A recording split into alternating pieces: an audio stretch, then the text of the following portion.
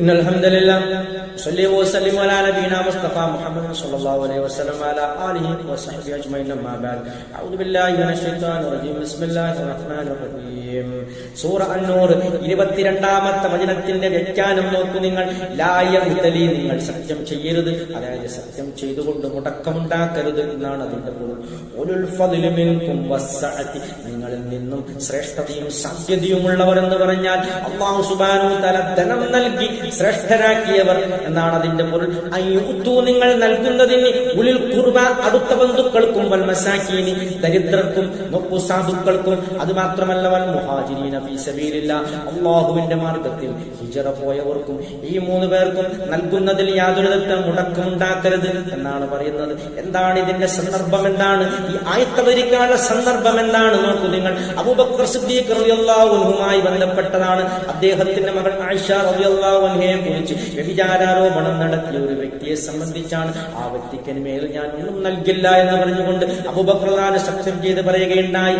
ആ സന്ദർഭത്തിലാണ് ഈ ആയത്ത് അവതരിച്ചത്. നോക്കൂ നിങ്ങൾ, ആ വ്യക്തിയാണെങ്കിലും അദ്ദേഹം മുഹാജിറാണ്. അത് മാത്രമല്ല ഈ രൂപത്തിൽ പറഞ്ഞ ഒരു ദരിദ്രനുമാകുന്നു. അതുകൊണ്ട് ആ ഒരിക്കലും അദ്ദേഹത്തിന് കൊടുക്കുന്ന സമ്പത്ത് നിങ്ങൾ സത്യം ചെയ്തുകൊണ്ട് മുടക്കാൻ പാടില്ല എന്നാണ് അല്ലാഹു സുബ്ഹാനഹു വ തആല കൃത്യമായ താക്കീത് നൽകുകയാണ്. ശേഷം പറയുകയാണ്, നോക്കൂ നിങ്ങൾ, വൽയഅഫു, അവർക്ക് നിങ്ങൾ മാപ്പ് നൽകണം, വലിയസ്ഫഹു, വിട്ടുവീഴ്ച ചെയ്യണം, അവരോട് അവർക്ക് വിട്ടുകൊടുക്കണം, വിട്ടുവീഴ്ച ചെയ്യണം.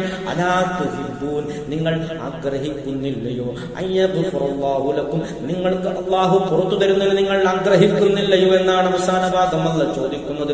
അല്ലാഹു ഗഫൂറുർ റഹീം, അല്ലാഹു അങ്ങേയറ്റം പൊറുക്കുന്നവനും കരുണാനിധിയുമാകുന്നു എന്ന് പറഞ്ഞുകൊണ്ടാണ് ഈ ആയത്ത് അവസാനിക്കുന്നത്. നോക്കൂ നിങ്ങൾ, ഇതിന്റെ അവസാന ഭാഗം അലാ തുഹിബ്ബൂന, നിങ്ങൾ ആഗ്രഹിക്കുന്നില്ലയോ, അയ്യഗ്ഫിറല്ലാഹു ലക്കും, നിങ്ങൾക്കുള്ള പുറത്തുതരുന്നതിന്. ഇത് കേട്ടപ്പോൾ അബൂബക്കർ സിദ്ദീഖ് റളിയല്ലാഹു പറഞ്ഞു, നിശ്ചയമായും സത്യമായും എനിക്കുള്ള പുറത്തുതരാൻ ഞാൻ ആഗ്രഹിക്കുകയാണ്. അതുകൊണ്ട് ഞാൻ എന്റെ സത്യം പിൻവലിക്കുകയാണ്. ഞാൻ ആ വ്യക്തിക്ക് ഇനി മുതൽ എന്റെ ധനത്തിൽ നിന്നും നൽകുക തന്നെ ചെയ്യും എന്ന് പറഞ്ഞുകൊണ്ട് അയാൾ ആ അബൂബക്കർ സിദ്ദീഖ് റളിയല്ലാഹു ഒരു ദൃഢനിശ്ചയം എടുക്കുകയാണ്. നോക്കുന്നത് എത്ര നിഷ്കളങ്കമാണ് അദ്ദേഹത്തിന്റെ വിശ്വാസം, എത്ര വിശാലമാണ് അദ്ദേഹത്തിന്റെ മനസ്സ്. അതുകൊണ്ടാണ് അബൂബക്കറിന്റെ ഈമാനാണ് എല്ലാ മനുഷ്യരുടെ ഈമാനിനെക്കാളും മികച്ചു നിൽക്കുന്നതെന്ന് അല്ലാഹുവിന്റെ റസൂൽ പ്രഖ്യാപിക്കാനുള്ള കാരണം അതാണ്. നോക്കൂ നിങ്ങൾ, എത്ര കനിവുള്ള, ആ കൃപയുള്ള, അലിവുള്ള, ആ ഒരു നല്ലൊരു മനസ്സിന്റെ ഉടമയാണ് അബൂബക്കർ സിദ്ദീഖ് റളിയല്ലാഹു അൻഹു. നോക്കൂ നിങ്ങൾ, ഈ രൂപത്തിലുള്ള മനുഷ്യരായി മാറാൻ നാം പരിശ്രമിക്കണം. നമുക്കതിന് സത്യമല്ലെങ്കിലും നാം പരിശ്രമം നിരന്തരം നടത്തിക്കൊണ്ടേയിരിക്കണം എന്നാണ് അല്ലാഹു സുബ്ഹാനഹു വ തആല വിശദീകരിക്കുന്നത്.